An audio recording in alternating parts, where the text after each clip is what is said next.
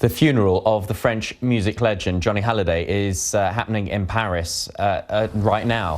This was a scene earlier. Huge crowds of people lined the streets of the French capital to pay homage to the 74-year-old who died earlier this week. We can show you the live pictures now as the ceremony is taking place. Crowds gathered overnight on the streets to pay their respects to the man that some of them knew as the French Elvis.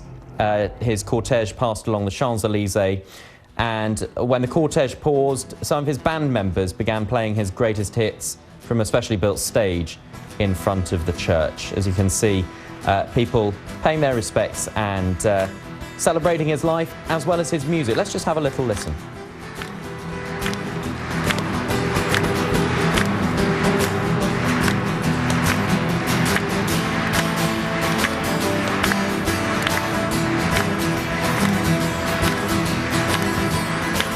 That's the scene live at the Madeleine Church where the funeral is taking place for the French rock legend Johnny Hallyday.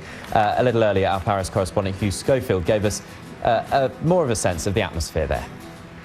These have been incredible scenes, extremely powerful ones. I mean, I felt my own eyes prickling over as President Macron delivered his oration on the steps of the Madeleine Church before this vast crowd who just went silent when he started speaking, and then they all just burst out shouting, "Johnny, Johnny, Johnny, Johnny!" And then they calmed down again, and he was able to deliver a very moving address, and all power to him, to Macron, to stand before hundreds of thousands, must be, I don't know, 500,000 people maybe there, and who've come to pay respect to a rock singer, and to be able to command them and to capture the mood which he did. And as he reminded them, I mean, everybody in France knows at least one Johnny Hallyday song. Even if you're not a great fan of his, you'll know one song which is something which you've heard at one point, which you associate with some part of your life, either a happy moment or a sad moment.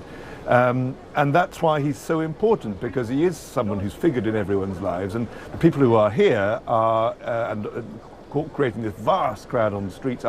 I've been looking at the faces mainly from that kind of generation, 50s and people in their 50s and 60s and older, and those are the people who really feel bereaved and bereft now that he's gone, because they're people who associate him with the happiest, most joyful, optimistic time of their lives back in the 60s, and who followed him all the way through. But it has to be said that they're not the only ones. There are younger people who really loved him and caught one or two of his songs and regard those songs as part of their lives.